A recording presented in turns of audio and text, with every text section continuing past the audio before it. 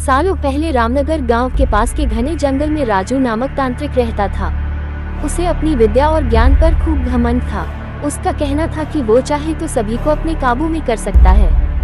साथ ही तंत्र विद्या की मदद से किसी को जान से मारने की कला भी उसे खूब आती थी।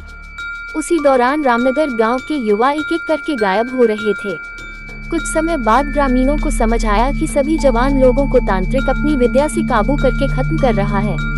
इस बात से परेशान होकर सभी ग्रामीणों ने चर्चा की और यह फैसला लिया कि वो सब मिलकर तांत्रिक को मार देंगे। अपनी इस योजना को अंजाम देने के लिए एक दिन सभी ग्रामीण मिलकर तांत्रिक के घर पहुंच गए। उस समय तांत्रिक किसी पूजा में बैठा हुआ था। इसे अच्छा मौका समझते हुए सभी ने उसे एक कुर्सी से बांध दिया और उस पर आग लगाकर वहां से चले आए। ग्रामीणों के मन में हुआ कि तांत्रिक उसी आग की लपटों में झुलस जाएगा और उससे उनका पीछा छूटेगा। हुआ भी ऐसा ही। करीब 4 से 5 साल तक सभी लोग अपने गांव में हंसी खुशी रहने लगे। अचानक एक दिन 4 लड़के अपने शहर से घूमने के लिए कहीं जा रहे थे। तभी बीच में रामनगर गांव पड़ा। रात बहुत हो चुकी थी तो उन्हें लगा कि थोड़ा वक्त यहीं गुजार लिया जाए। चारों लड़के रामनगर के जंगल में ही रुक गए।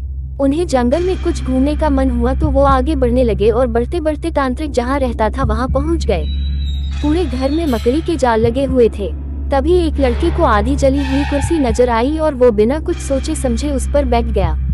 बैठते ही उसके अंदर तांत्रिक की आत्मा घुस गई। अब लड़का जोर जोर से चिल्लाकर कहने लगा कि अब मैं सबसे बदला लूंगा। पूरे गांव में आग लगाकर सबको जला दूंगा।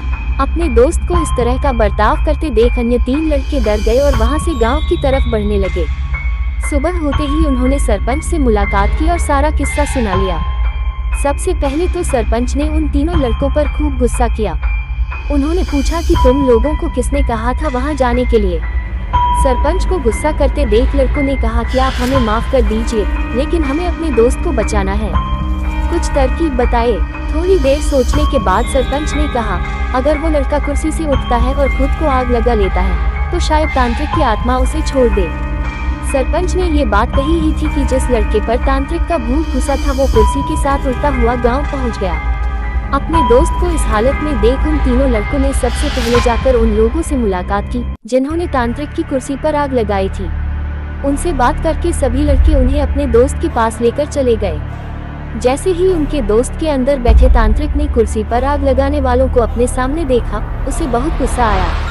गुस्से में तांत्रिक कुर्सी से उठा और उन लोगों पर हमला करने लगा।